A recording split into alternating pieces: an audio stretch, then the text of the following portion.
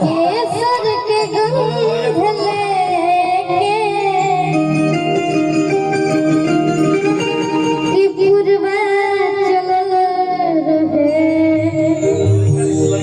इसकी केसर के गंध लेके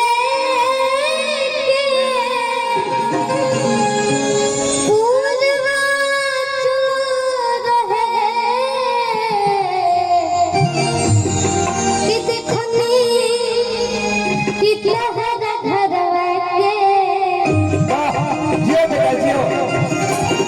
कि देखनी कितना हरा घरवा के खिड़की खुला रहे ताकि हम चाहब कि खुशी दीदी रोड़ा आज अरोड़ा भी हैं इनकरो उपाय करबे का। म्यूजिक डायरेक्टर बहुत ही अच्छा टिंकू तूफान भैया जी बनी वाह। यहाँ के जौन गीत अच्छा है जौन म्यूजिक बनाए वो सब मिलियन क्रॉस करेगा। बाकी हमने के जितना भी भोजपुरी समाज में हमने के कलाकार बनी जा सब के हु खाती कहल चाह वाह बेटा। कि तहरा पके होता के तो तकलीफ होला जियो सेवा जियो। तहरा पके होता के तो तकलीफ होला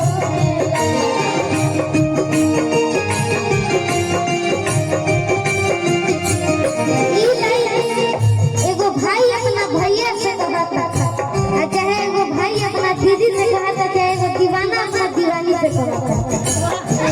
बाप रे तो दिमाग हो कि बाप रे बारूद भाई बने ये भैया हमरा बुझाता कि आवे वाला समय में गोलू राजा की जगह ये। अरे गोलू राजा हमसे एक दिन बोला ना कि भैया रघु और एक और कोई बच्चा था कि बहुत जमाया था आपके जाने के बाद हम इतना बढ़िया तुम्हारा फॉर्म नहीं देखे थे। बाप रे बाप ये तो भौंक पाती है भाई तो इसको ठोक दो लेकर के काली लड़का के आगे भाग बोले यार से जे पूरा नजर से हां का कि तहरा पके होता के तो तकलीफ होला तहरा पके होता के तो तकलीफ होला झड़को सके बुझा के तो झड़को सके बुझा के तो तकलीफ होला तहरा पके होता के तो तकलीफ होला।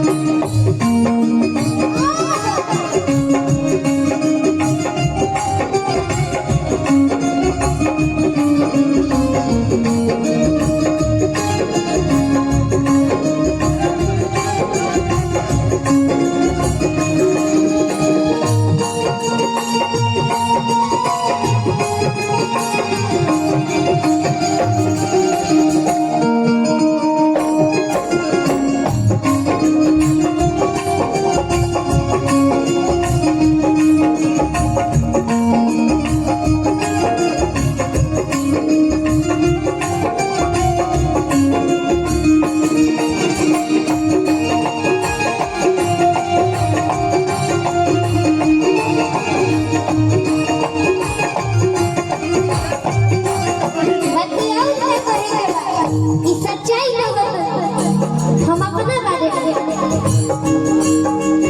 जब से बेसी कहा जाए जाने अनिले हो